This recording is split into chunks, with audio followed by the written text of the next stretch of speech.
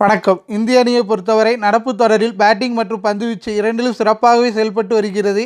இருப்பினும் பேட்டிங்கை விட பந்துவீச்சு ஒரு படி மேலே உள்ளது. வேகப்பந்து வீச்சில் பும்ரா தொடர்ந்து சிறப்பாக செயல்பட்டு வருகிறார். அவருடன் இணைந்து ஹர்ஷ்தீப் சிங்கும் அணிக்கு வலு சேர்க்கிறார். சுழற்பந்து வீச்சை பொறுத்தவரை அக்சர் படேல், குல்தீப் யாதவ் சிறப்பாக செயல்படுகின்றனர்.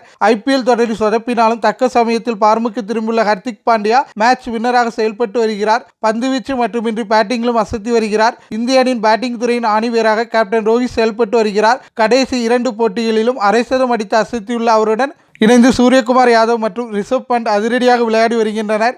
இந்திய அணியில் தற்போது பேட்டிங் வரிசை சற்று பலவீனமாக உள்ளது. T20 உலகக்கோப்பையில் முதல் முறையாக தொடக்க ஆட்டக்காரராக களமிறக்கப்பட்ட இந்திய அணியின் நம்பிக்கை நட்சத்திரமான விராட் கோலி இந்த தொடரில் சொதப்பி வருகிறார். 7 போட்டிகளில் விளையாடி ஒரு அரை சதம் கூட இன்னும் அடிக்கவில்லை.